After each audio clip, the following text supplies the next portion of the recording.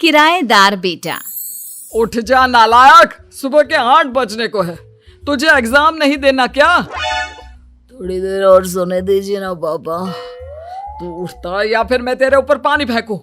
रोज गधों की तरह सोता रहता है, पेपर की कोई टेंशन ही नहीं है। और एक हमारा समय था जब हम पेपर में फेल होने के डर से रात भर पढ़ा करते थे, सो ही नहीं पाते थे। तो क्या अब आप उसका बदला मुझसे लेंगे? मैं 15 मिनट बाद उठ जाऊंगा, आप प्लीज जाइए, मुझे डिस्टर्ब मत कीजिए।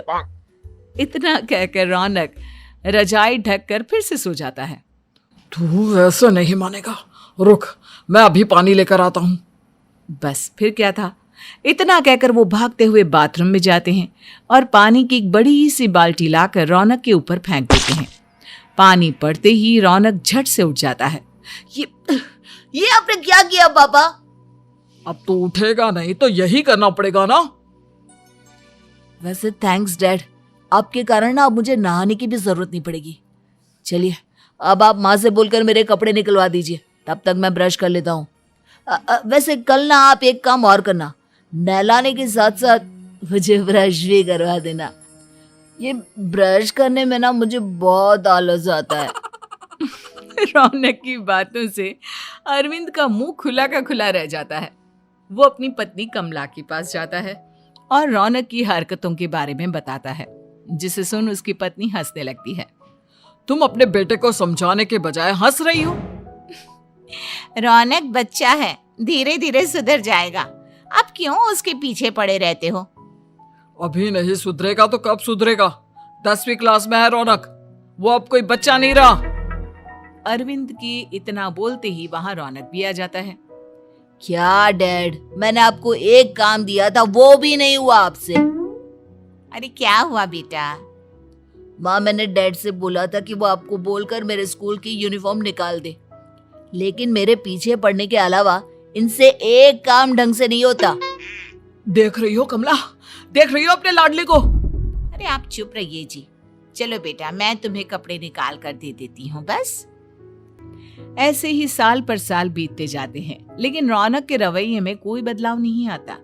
वो पहले से भी ज्यादा आलसी और पूरी तरह अपने माता पिता पर निर्भर हो जाता है।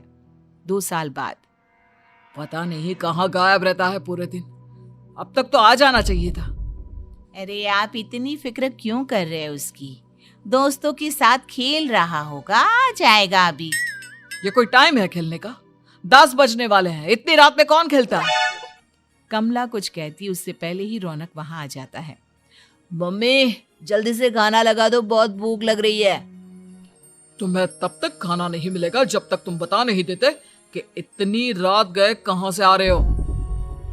ओ प्लीज डैड, अब आप एसी पे प्रद्युमन बनकर मेरे सर पर बंदूक लेकर मत बैठ जाना। अपनी फालतू की बकवास बंद कर और बता कहां से आ रहा है। माँ अब समझाइए ना डैड को। बता देना बेटा, इनको भी तसल्ली हो जाएगी। आप बोल रही हैं तो बता देता हूँ, मैं दोस्तों के साथ मूवी देखने गया था, इसलिए देर हो गई। तो इन सब चीजों में मेरे पैसे उड़ाता है। कभी 1 रुपया कमाने के बारे में सोचा है तूने? जब देखो हवा की तरह पैसे उड़ाता रहता है। माँ अब आप इन्हें चुप करा दीजिए, वरना ना मुझे गुस्सा आ जाएगा। अच्छा क्या कर लेगा? बता ना क्या कर लेगा तू? वैसे बात तो ठीक ही है, मैं कर ही क्या सकता हूँ। पैसे तो फिर भी मैं आपसे ही मांगूंगा ना। चलिए अब ये सब बात छोड़िए और मम्मी मेरे लिए खाना लगा दीजिए। अभी लगा देती हूँ बेटा। मैं बता रहा हूँ कमला, एक दिन ये ऐसे ही बिगड़ जाएगा। ओफो, आप क्यों इतना पीछे पड़े रहते हो मेरे बच्चे के? बात की बाद में देखेंगे, अभी आप शांति से उसे खाना खाने देंगे। अगले दिन डैडी मुझे 10,000 रुपए चाहिए। हाँ? अब इतने पैसे क्यों चाहिए तुझे? डैड आप बिना सवाल किए कभी पैसे नहीं दे सकते क्या? जब तक तू बताएगा नहीं तुझे पैसे भी नहीं मिलेंगे। अरे अब आप अपने बेटे को पैसे भी नहीं दे सकते? नालायक, तेरी उम्र के लोग नौकरी करते हैं और एक तू है जो नौकरी करने का नाम ही नहीं लेता कभी। आप लोगों के होते हुए भला मैं नौकरी क्यों करूं? अरे हम कब तक पैसे देंगे तुझे? तुझे भी तो अपने पैरों पर खड़ा होना होगा ना। कौन सा उधार के पैरों पर खड़ा हूं? अपने ही तो पैरों पर खड़ा हूं मैं। इसी तरह रौनक दिन प्रतिदिन लापरवाह होता जाता है। उसकी लापरवाही को देखते हुए अरविंद और कमला अपने बेटे की शादी कराने का फैसला लेते हैं और 1 महीने के अंदर अंदर ही रौनक की शादी मेघा नाम की लड़की से करा देते हैं। शादी के कुछ दिन बाद, रौनक, मुझे एक अच्छी सी साड़ी चाहिए, आप ला दोगी ना? हाँ, क्यों नहीं। कितने तक की आती है साड़ी? यही करीब 5,000 तक की। तुम चिंता मत करो, मैं आज ही डैडी से पैसे मांगकर तुम्हारे लिए साड़ी ले आऊंगा। आप कब तक ऐसे ही अपने पापा से पैसे मांगते रहेंगी? कोई अच्छी सी नौकरी क्यों नहीं कर लेते आप? अरे डैड के होते हुए मुझे नौकरी करने की जरूरत ही क्या है? पर आप ऐसे कब तक उनसे पैसे मांगते रहेंगे? कुछ आपको अपने दम पर भी तो करना होगा ना।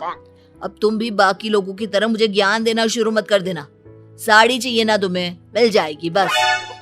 इतना कहकर रौनक अपने पिता से पैसे मांगने चला जाता है। डैडी, मुझे 5,000 रुपया चाहिए। अब 5,000 क्यों चाहिए तुझे? वो मेघा को साड़ी चाहिए थी।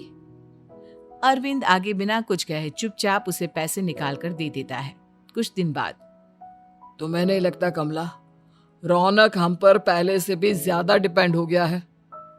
मुझे तो अब उसके भविष्य की चिंता होने लगी है। कल को हमें कुछ हो गया तो वो क्या करेगा? काश तुमने पहले ये सोच लिया होता तो आज हमारा बेटा इतना लापरवाह नहीं होता। तब मुझे कहाँ पता था कि मेरा लाड प्यार उसे इतना बिगाड़ देगा कि वो इस हद तक लापरवाह बन जाएगा। कोई बात नहीं, अभी भी देर नहीं हुई। मुझे पता है उसे कैसे सुधारा जा सकता है। कैसे? अरविंद कुछ कहता उससे पहले रौनक वहां आ जाता है और पैसों के लिए हाथ फैलाने लगता है। डैड, मैं और मेघा बाहर घूमने जाना चाहते हैं। अरे वाह, ये आज सूरज कहाँ से निकला है? Dad please.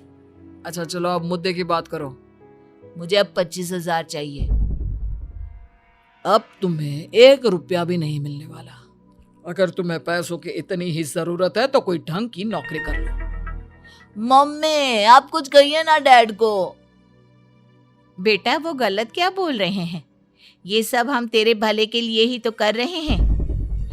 मम्मा, मैंने बताया ना आपको, मुझे नहीं करनी कोई जॉब वॉब।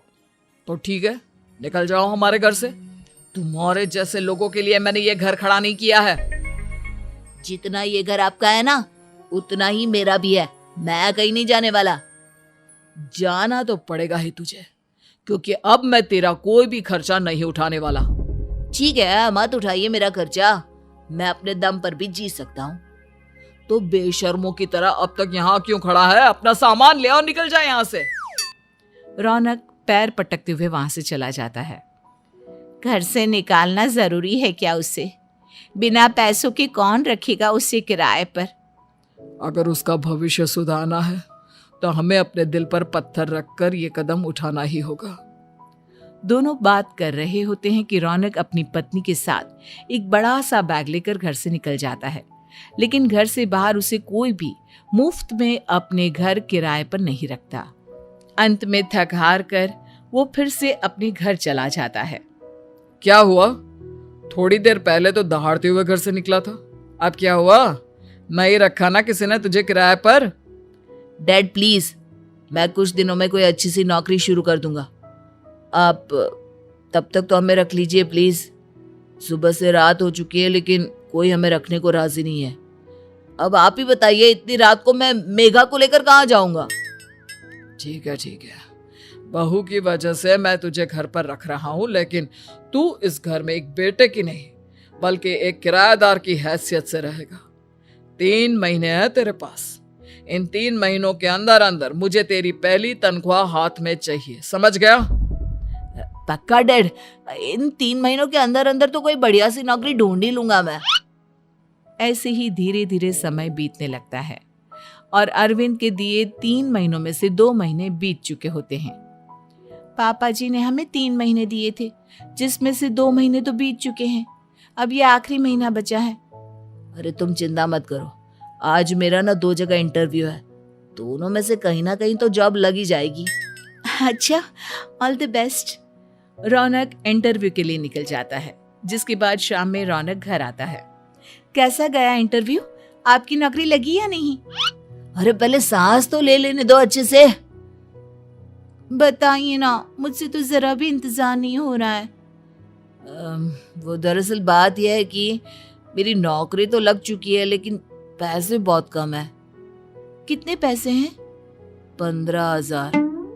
इतने में अरविंद और कमला मिठाई का डिब्बा लेकर आ जाते हैं। बधाई हो बेटा। हम जानते थे तेरी जॉब जरूर लगेगी। लेकिन मेरी सैलरी बहुत कम है मम्मा। कम है तो क्या हुआ, धीरे धीरे बढ़ जाएगी। हाँ बेटा, हम तो बस चाहते थे कि तू अपने पैरों पर खड़ा हो जाए। मतलब अब आप मुझे घर से नहीं निकालेंगे? नहीं, ये सब हमने तुझे जिम्मेदार इंसान बनाने के लिए किया था। Thank you mummy papa. अगर आप दोनों ऐसा नहीं करते तो मुझे कभी अपनी जिम्मेदारियों का एहसास तक नहीं होता। आज आपने मुझे सिखा दिया कि इंसान का अपने पैरों पर खड़ा होना भी जरूरी होता है। इतना कहकर रौनक झट से अपने माता पिता के गले लग जाता है और अपनी कमाई की पहली तनख्वाह वो अपने माता पिता के हाथ में सौंपता है। इस तरह रौनक एक गैर जिम्मेदार व्यक्ति से एक जिम्मेदार व्यक्ति बन जाता है।